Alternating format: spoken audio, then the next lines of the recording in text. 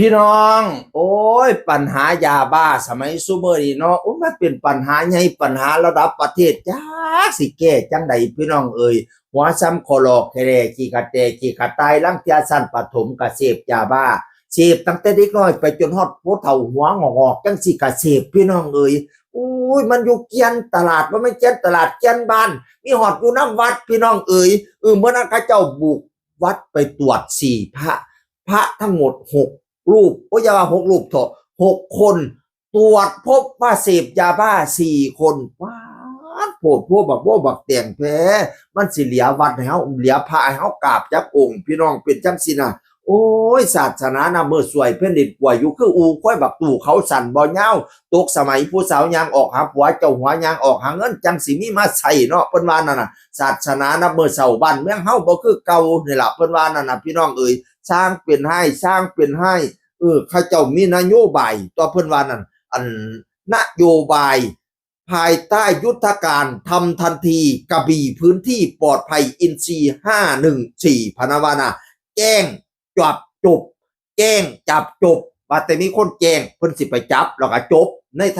ทันที่เลยก็สิมีคนแจ้งไปในวัดแล้วว่ามีผลพระเสพพี่น้องเอ้ยพอแต่เขาแจ้งปุ๊บเพิ่นก็ไปจับปุ๊บจบปุ๊บทันทีเลยเพราะว่าสังเกตเพิ่นว่าตำรวจว่าสังเกตพระเนี่ยมีพฤติกรรมซุ่มเสี่ยงกับการเสพยาพะนะว่าเป็นแปลกๆจังได๋บุเนี่ยนะก็เลยเอิ้นพระมาตรวจเอาพระมาตรวจพระสำรอง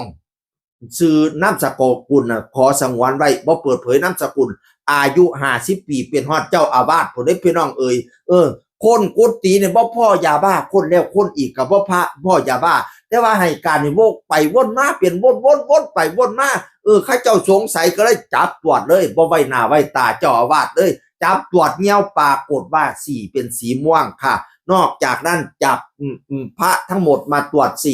พระ6 รูปเงี้ยวสีม่วงเป็นไป4 รูปพี่น้องเอ๋ยหลวงพ่อเจ้าอาวาสยอมรับว่าเสพมาแล้วเป็นเวลา10 ปีว้า